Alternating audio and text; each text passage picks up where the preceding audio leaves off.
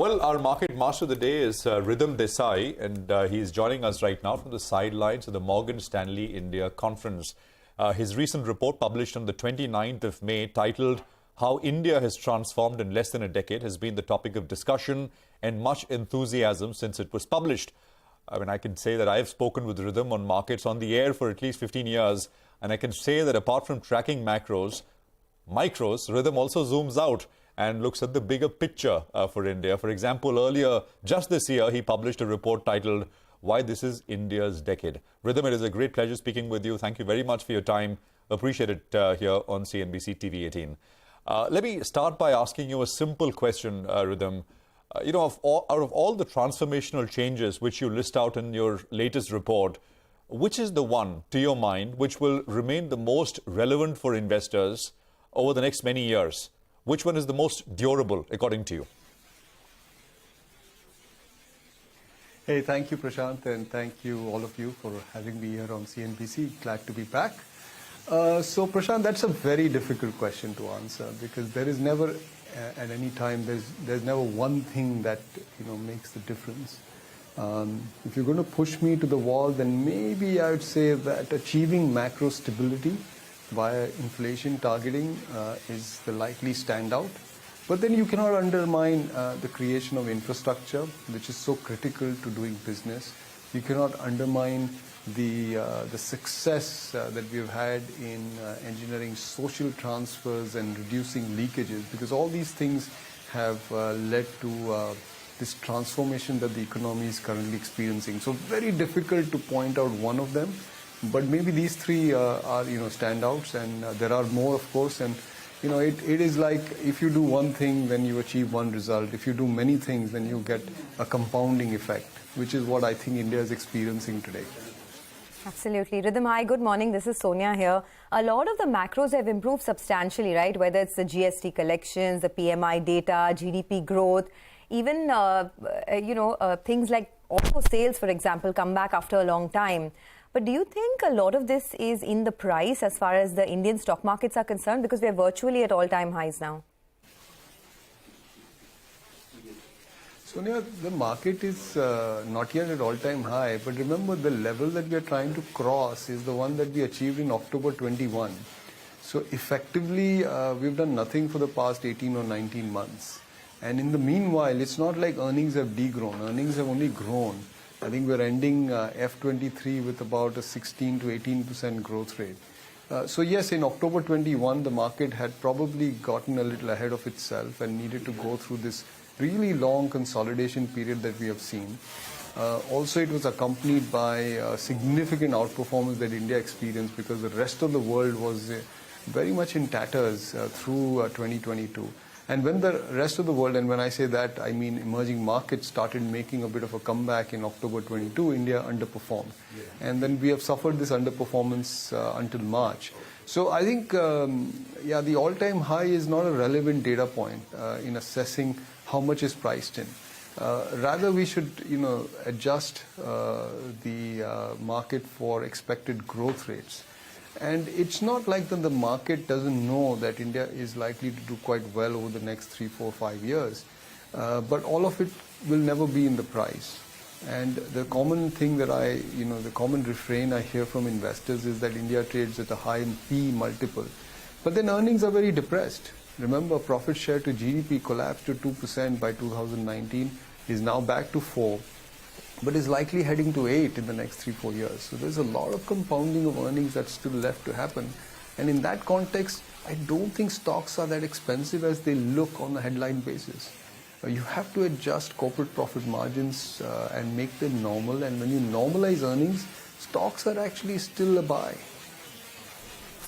Hi, Ridham. Good morning. Always good hearing your thoughts, and went through a bit of your note as well.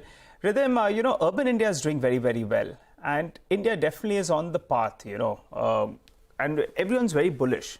The only problem is rural India is still in some pain. I wanted your comment on that, because it appears that that is yet to recover, which is important from an India perspective. So Nigel, I think rural has probably seen the trough. and save for some really bad weather that we get in the ensuing months and a total failure of the monsoon, like a 15% drawdown on rainfall versus average.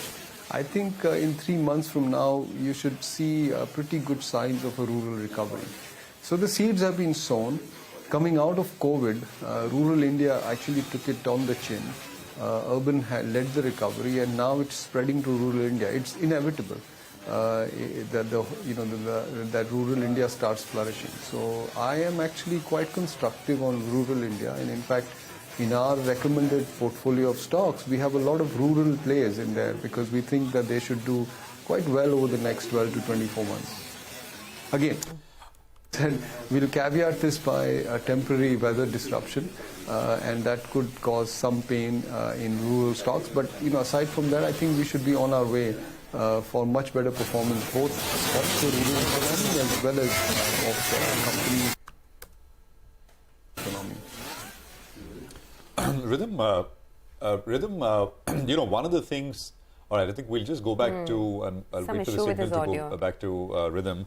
Let's just take a quick look at the market and what it is doing. It's down about 2 points. I mean, so this is as quiet a day as we've had in the last many. So nothing at all. 18,591 is where we are at. Maybe take a look at a few more stocks which are moving around. So if you can pull these intradays up, Infosys is the top loser with a 1 3/4% loss. I'm talking about volume-backed movers. Persistent Systems is at number 2. It's down about 3.5%. Emphasis is down about 2 3/4%. There is LTIM, which is down 2%. Tech Mahindra is down 2%. There's a lot of tech there. KPIT Tech is down about 1% or so. And Scient is down about 2.25%. And many others. Coforge is down about 2%. HCL Tech is down about 1 3/4%, 1 1/3%. LTTS is down 1 1/3%. So in a large way, what is actually putting pressure today on the indices is technology, and I think the Nifty IT perhaps should reflect that. Overall market breadth, it's too early. I mean, it's just been trading for not even 10 minutes, but market breadth is positive for what it's worth. 2:1, 2.5:1 is what we have. Sonia. Oh, absolutely. Okay, I think Ridham is ready, so you want to go back to him? Yeah, Ridham, you're just fixing that, but thanks for staying on. One of the things which is a change which seems to be a change is manufacturing in India, right? Global companies wanting to set up factories here in India, and we're hearing more and more of that. It's something which we've discussed for many years, never happened, but now looks like it's starting to happen. Do you reckon, from a manufacturing standpoint, India in 2023 is kind of similar to where, say, China was in 2001? China joined the WTO in 2001, and post that growth, really, manufacturing there really took off in a very large way. Or do you think it's kind of exaggerating? It's a very different place now. And but if you do agree, what are implications for investors in your opinion? See, there are similarities and differences, Prashant. So I think there's some audio problem here. Can I be heard? Yes, we can hear you, Ridham. Go on. Okay. Yeah. So yeah. Okay. Sorry about that. There seemed to be an audio problem here, but there are similarities and differences, Prashant. So I think the similarities with respect to domestic demand. So I think you have to go a little bit forward in time, say around 2007, 2008, when China's per capita income was just about where India is today.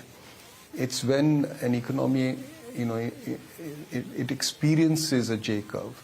So it was around $2,200, $2,300, which is where India ended 2023 at. Ended 2022 at.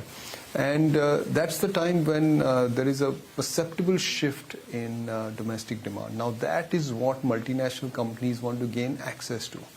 So, one very good anecdote to cite, which everybody will kind of appreciate, is Apple opens its first store in China in 2008. Apple opened its first store in India in 2023. And there are a lot of similarities with it. China's per capita income, China's share of Apple revenues were around 1.8%. India's share of Apple revenues are estimated at 1.6%. So that's the similarity, but that's about it where it ends. Everything else is different. So one of the first differences is the change in the global geopolitical landscape, which is driving a multipolar world, where companies at the margin are seeking to diversify production out of China and take it elsewhere. Now, India seems to be a very attractive place to go to. For one, because it has a market which everybody wants to gain access to for the next 10, 15, 20, 30 years. And the second is that there are incentives that the government is giving to overcome the cost of doing business, via lower taxes and via, production-linked incentive schemes. So that's one difference. The second big difference is where we may be in terms of global growth.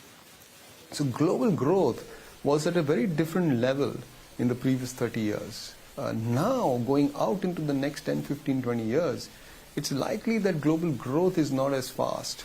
The world is aging, it has a lot more debt on its balance sheet, and is likely to grow a whole lot more slowly than what China did, what China experienced when it was going outwards. So, that's another thing that kind of makes India a little bit different from the situation in India, a little different from China. So, India will have to rely a lot on its domestic demand, on its domestic conditions, and add on the export growth that will come to it. Whereas China, did not need to do that, given how strong global growth was in that period when China was actually adding manufacturing capacity. And the last difference is that, at the time when China was adding manufacturing capacity, I dare say that there was a lot of capacity that the world needed. Today, in a lot of sectors, that is not the case. So it will be a little bit more selective. Having said all of this, we do see India's manufacturing grow as a share of GDP. That, by the way, has stagnated over the last 25, 30 years. In fact, in many parts declined. And we see a very robust improvement in manufacturing share of GDP over the next 10 years. So manufacturing is certainly a renaissance story in India.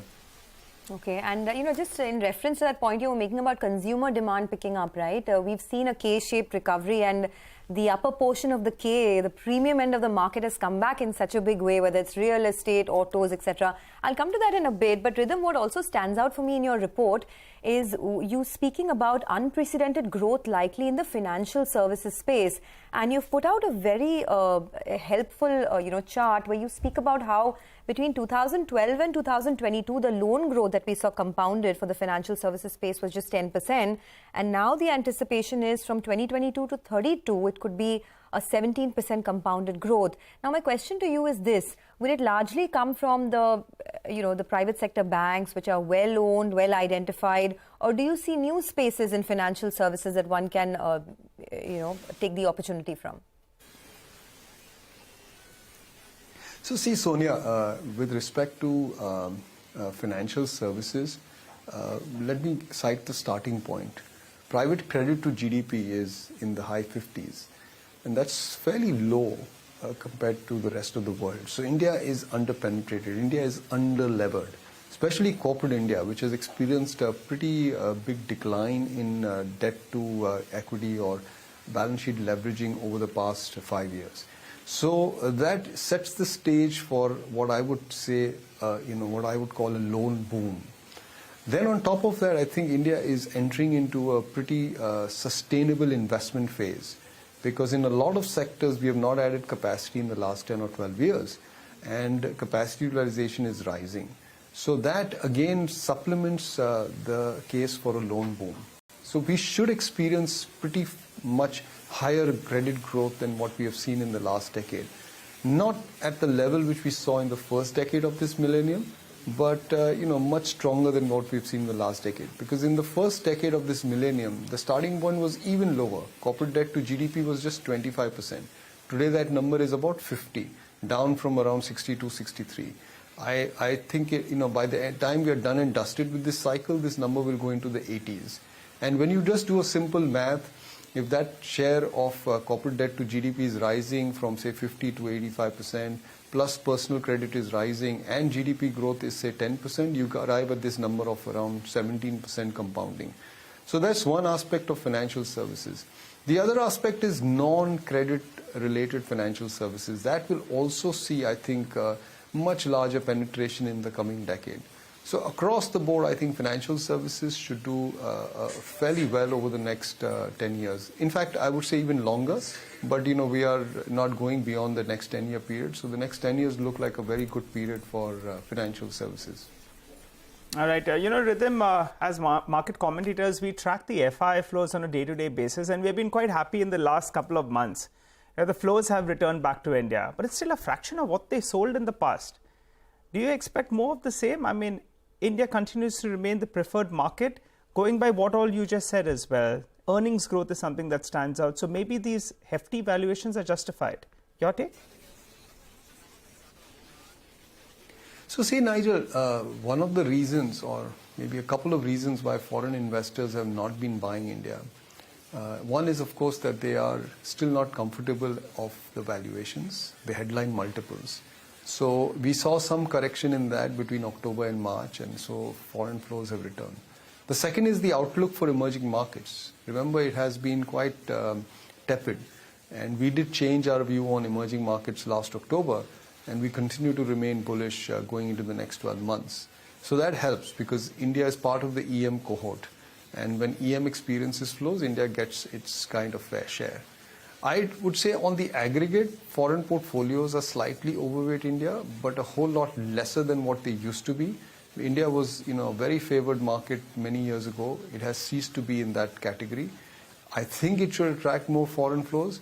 But remember, Nigel, in the stock market on a daily basis, flows are zero, right?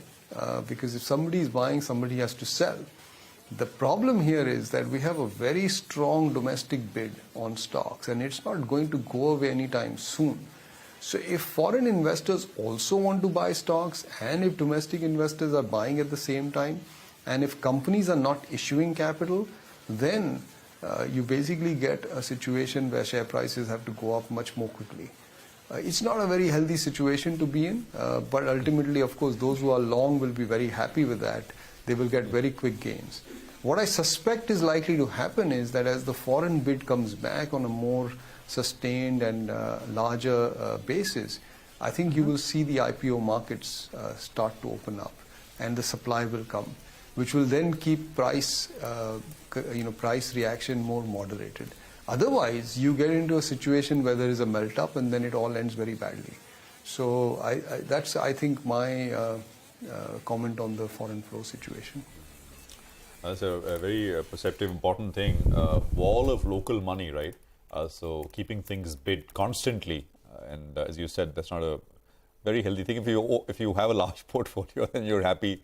But if you're looking to buy, then you got to pay top dollar. Ridham, let's talk about earnings growth expectations.